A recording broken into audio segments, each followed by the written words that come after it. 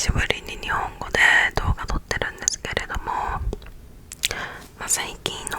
お気に入りのものとか、あとは、最近の出来事とか、最近あった嬉しかったこととかをおしゃべりしながら一緒に今日過ごせたらなと思っています。よろしくお願いします。よろしくお願いします。ですね、最近というか今年の最初っていうか去年の終わりですね。去年の終わりに私の TikTok に流れてきたそのフランスのレーザーの高級ノートで日記書いたりスケジュールつけたりとかするノートが流れてきて、ちょっと待ってってなったんですね。なんか私結構日記書くの好きな子供だったんですよ。で、大人になっても結構ちょくちょく書いてたんですけれども、なんかしっかりなんか本当にそこら辺にあるノートで日記書いてたんで、なんかしっかりした日記があれば継続的に書くかなみたいな。そしたら見返してなんか自分の成長を感じれたらなと思って買ったんですね。それは買わなかったんですよ。なぜかというと、それはちょっと高級すぎて、なんかもしなんか書くのにプレッシャー感じちゃって、逆に書かなくなりそうみたいな謎の論理でちょっと買うのをやめました。で、その代わりにこちらのノートを見つけました。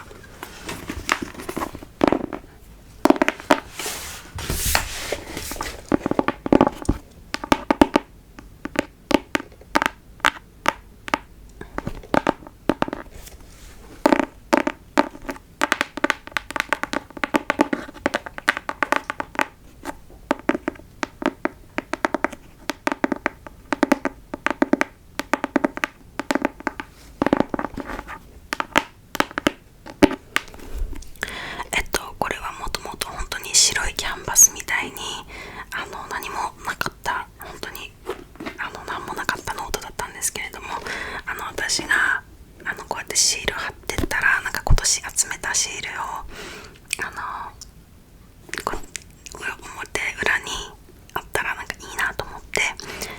私はシール貼ってます。じゃあこのシールもちょっと紹介しましょうか。これは友達からもらった CDG のシールです。貼るところなかったので、多分これ一番最初に貼ったのかな。で、ここのあるこの植物みたいなこのマークとか、あとここにもあるんですけど、これは美術館に行った時にシールが売ってて、でめっちゃ可愛いんだけどってなって買いました。で、まだ今のところここにしか使えてないです。で、あとはこのモルフォっていうのは私の好きなそのロリータ系のファッションブランドになります。私はすごくヘッドドレスが好きで、ちょっと2つ持ってるんですけど、このモルフォのでヘッドドレスを買った時についてきたシールになります。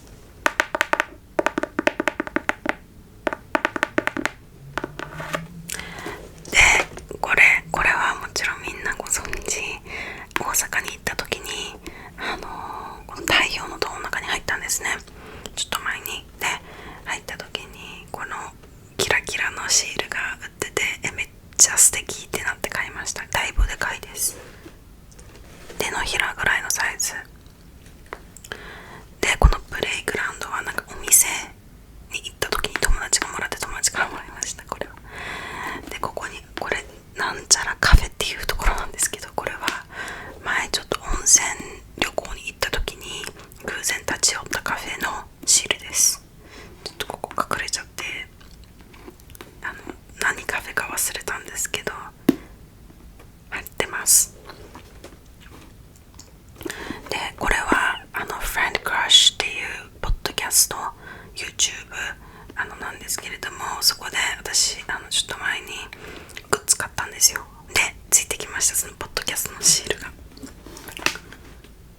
これも同じポッドキャストのシールです。めっちゃこういうキラキラキラキラなやつめっちゃくちゃ子供の時マジで好きだったんですけど、懐かしいと思って真ん中に貼っちゃいました。でこのイーグルっていうのは喫茶店の喫茶店ですね。ジャズ喫茶なんですけれども、だからトランペットがあって、でそれ行った時にあったのでこれもらってきました。イーグルで、この2つは友達から誕生日プレゼントで洋服もらった時に、その洋服のブランド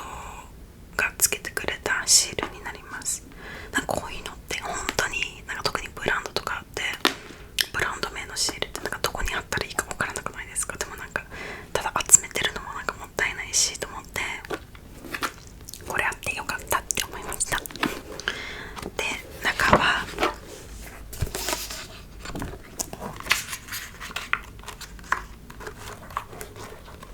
本当に1日1ページみたいな感じで、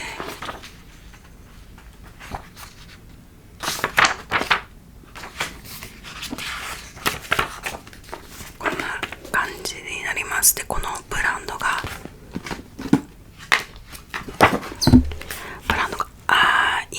アイノマっていうブランド、アイノマプレインダイアリーっていうブランドなんですけれども、めちゃくちゃ普段は普段先生術のアカウントでして、なんでこういうどの星がどこにあるかみたいな感じのページとかもあります。なので私もめっちゃくちゃ先生術が好きで、アメリカでもめっちゃくちゃ流行ってて、で学生時代からすごくモニタリングしてたんで、なんか1日1ページあるってことですごく理想は本当に毎日書くってことなんですけど、それはちょっとできてないかなって感じです。でもなんかあるってことだけですごい、書けるってことだけですごく落ち着きますね。これは日記ってそういうものなのかなって私にとって思います。で最近、これもだいぶ前とか1ヶ月ぐらい前の話なんですけど、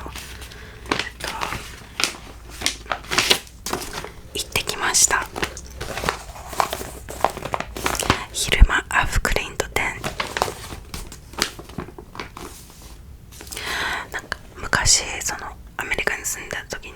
ニューヨークのグッゲンハイムで偶然昼間アフクリントの絵見て、めっちゃ好きってなったんですね。でもその時は本当に何も背景とか何も知らずで、今回じっくり読んだらこんな背景だったのみたいな、こんな人生だったのみたいな感じですごく興味深かったですし、昼間アフクリントの絵を見た時に私のこのタトゥーを思い出して、ちょっとマジで似てるんだけどとか思ってなんかそのスタイルがなんでちょっと親近感湧いちゃいました。で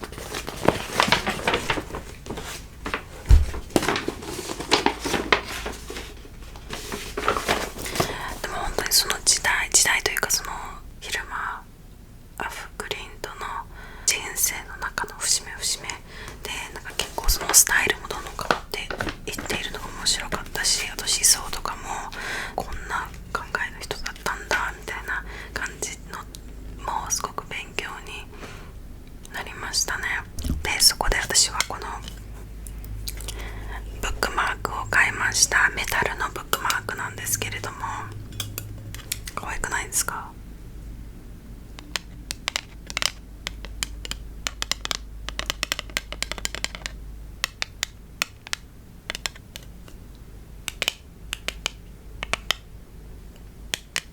でもなんかこれすっごい本当に薄いんですよ。めっちゃくちゃ薄くて割れるのが怖くて、あまり外には持ち出せてないです。家で使ってます。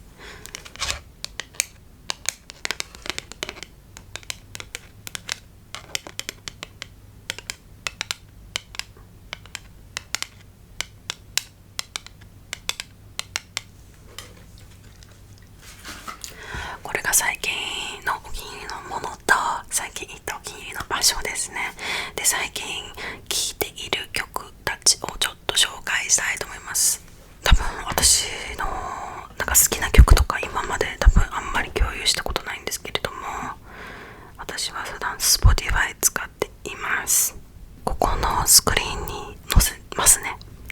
最近一番新しいのプレイリストはこれですね。最近めちゃくちゃ K-POP ハマっています。私好きな好きなグループとはまたちょっと違くて、私メンバーのこと何も知らないけど、なんかでもこのグループ出す曲好きみたいなのと、あとは普通になんか見るのが好き、パフォーマンスを見るのが好きなグループとか、あとはバラエティを見るのが好きとか、その YouTube を見るのが好きとかって結構私分かれてて、なんで K-POP はもう幅広く見てるんですけれども、最近私が好きなのはこのキキ KIII このキキはデビューする前からインスタフォローしてて、なんか面白そうなことが始まるなって思ってたら始まりました。私は好きなのはこの BTG ビンダグローグラウンドワークと、あとは I Do Me も好きですね。デビューの曲リシンっていうのかな、発音わかんないですけど In My Lotion とか好きです。あとは Artemis、 この Distress とか Burn とか好きですね。あと Nona って知ってます？ Nona は88ライジングの新しいガールズグループなんですけれども、めちゃくちゃ曲が良くてすごく好きです。夏っぽくてめちゃくちゃ好きです。あとはファイビーもめっちゃ好きなんですけど、レタスね。あとトリプル S ですね。マジでメンバーとかマジで覚えられないんですけど、曲はすっごい聴いてます。トミー・フェビュラリー6とかめちゃくちゃ好きで聴いてます。Perfume もめちゃくちゃ聴いてます。アイリット英子さんはめちゃくちゃ聴いてます。めちゃくちゃライブ行ってみたいです。あとこのエフィーさん、このハイパーポップ好きな人は絶対好きだと思います。エフィー、韓国のですね。結構夏になると K-POP 聴きがちです。私は TWICE のカムバとかもめっちゃくちゃ楽しみですし、なんか TWICE って夏のイメージ個人的にはあるのですごく楽しみです。あとワールドツアーも、ね、楽しみですよねっていう感じですかね、最近は。あとは本当にもうなんかもうランダムにシャッフルしてるので、私はいろんなプレイリストを本当に聞き流しながら仕事したりとかしてます。で、最近見ているドラマは結構その韓国ドラマ見るのもなんか起伏があって、最近見ているのはセヨンさんが出てるやつ、禁酒をお願いっていうドラマです。私は UNEXT で見てますね。なんか私が好きなドラマってどっちかっていうと結構ヒューマン系なのが好きなんですね。なんか恋愛系も好きなんですけど、怖いことに気づいたら私もスキップしちゃってるんですよ。押しまくりみたいな。なんか概要だけ分かっとけばいいやみたいな感じになっちゃうんですね。だからヒューマンドラマの方がなんか次どうなるか分からないじゃないですか。何が起こるか分からないから、リアリティがあるっていうんですかね。なんかそういうのは見入っちゃいますね。はい。なんでそういう系私好きなのは、私が好きななんか海外のドラマとカンドラ、また自分の中でちょっとカテゴリー違くて、海外のドラマとか好きなのもいっぱいあるんですけれども、カンドラで縛ると私好きなのは、私の解放日記っていうのが解放日記ってやつと、もう一つシオンさんのやつも好きなんだよな。あとラブパッセンジャーっていう私たちの恋愛事情っていうドラマなんですけれども、これはなんか題名から見るとめっちゃ恋愛じゃんって思うじゃないですか。で意外とそうじゃなくて、なんか親子の関係だったり、なんかそういう話でなんかめちゃくちゃ好きです。なんかスヨンさんの演技がマジで好きで、1日とか2日で見終わったと思います。で、私はあと A ピンクのうんじさんがめちゃくちゃ好きで、うんじさんの酒飲みな都会の女たちが好きです。あと応答せよ1997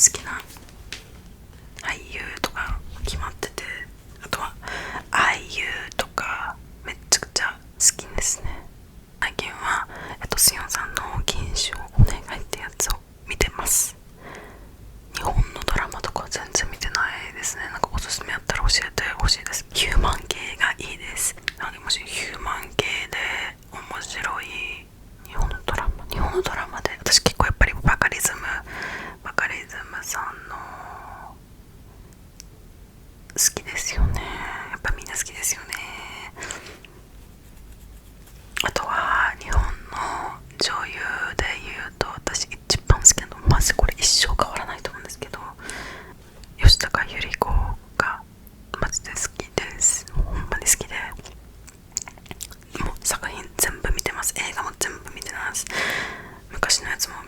見てます。なんか今でもなんかもう好きになっても十何年以上経つんですけれども、だから街の中で見慣れてるはずなんです。広告とかでもやっぱり毎回なんかその街歩いてて広告見たらあってなるし、テレビ見ててCM 出てきたらあってなるし、みたいな、これが恋ですかみたいな感じではあります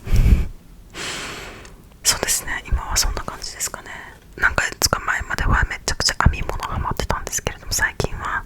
なんかちょっと前に間違って編んだセーターを洗濯しちゃったんですよ。そしたらめっちゃ縮んで、汗水垂らしながら作ったそのセーターが縮んだっていうことで、今めっちゃくちゃ編み物のモチベが下がっています。本当は夏編むものとかプランニングしてたんですけれども、でもちょっと一旦それストップしてます。はい、なんかもう今暑いじゃないですか。なのでできるだけ室内でできるアクティビティを私は探し求めています。なるべく外出ずに家の中で完結できる楽しいアクティビティをしてて、でなんかテレビ見るとか携帯見るとかってなんか目が疲れるし、なんかしんどいんですよ。なんかしんどい気持ちになっちゃって、だからできればそういうスクリーン見ずにできるなんか趣味がもっと増やしたいなって今思ってます。なので皆さんが没頭している趣味とかあったらぜひ教えてほしいです。なんか意外とそんなこと趣味でできるんだとか思うことたまにあるじゃないですか。だからもしかしたらなんかヒント得られるかなと思いますので、